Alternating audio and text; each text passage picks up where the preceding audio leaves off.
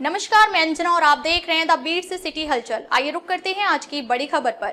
माता बगलामुखी हवन यज्ञ में साप्ताहिक आयोजन। कोटकपुरा रोड स्थित मां बगलामुखी यज्ञशाला मोगा में प्रत्येक गुरुवार की भांति इस गुरुवार भी विशेष हवन यज्ञ का आयोजन आचार्य नंदलाल शर्मा की अगुवाई में संपन्न हुआ। आचार्य नंदलाल शर्मा ने इस अवसर पर कहा कि मां बगलामुखी कलयुग की महान शक्ति है जो रोगों का नाश करती है। उन्होंने बताया कि दूर दराज से श्रद्धालु यहाँ पहुंचकर पवित्र महायज्ञ में आहुति डालते हैं और माता का आशीर्वाद प्राप्त करते हैं। यज्ञ में प्रयुक्त सामग्री मंदिर की ओर से निःशुल्क उपलब्ध कराई जाती है तथा लंगर भंडारे की व्यवस्था भी मंदिर द्वारा ही की जाती है।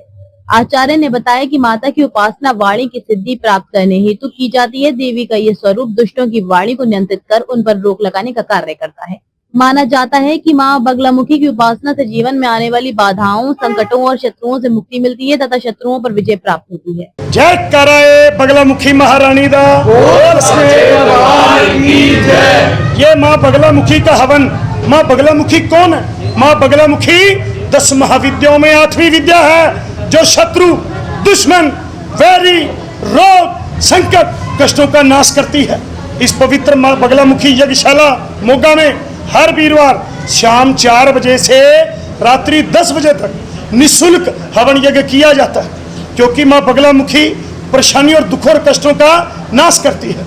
इस कलयुग में दुश्मन कौन है? रोग दुश्मन है। कभी कोरोना आ गया, कभी कुछ आ गया, महामारी आ गई। अब क्या हालात है? बाढ़ आई हुई है, कभी कुछ। ये परेशानी है, ये संकट, इन सब संकट कष्टों से कौन रक्षा करता है? माता बगलामुखी। माँ बगलामुखी से प्रार्थना करते हैं। माँ बगलामुखी यज्ञशाला कमेटी सभी मिलकर के सबके सहयोग से ये यज्ञ किया जाता है। मेरे साथ पूरे मोगा नगर निवासियों का सहयोग है। हर वीरवार यह यज्ञ शाम 4 बजे से रात्रि 10 बजे तक होता है। जय माता बगलामुखी। ये कि इस माँ बगलामुखी के अंदर अपने आप में एक बड़ी ऊर्जा है।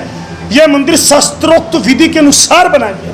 माँ बगलामुखी के यज्ञ के चारों ओर अथर्ववेद, ऋग्वेद, सामवेद, यजुर्वेद, चारों वेदों के स्तंभ विराजमान है और माँ बगलामुखी पिंडी रूप में यहाँ विराजमान है। माँ बगलामुखी साक्षात पिंडी रूप में विराजमान है। इस मंदिर की महत्वता जो यज्ञशाला में चारों ओर से गोमूत्र गोबर से लिपी गई है।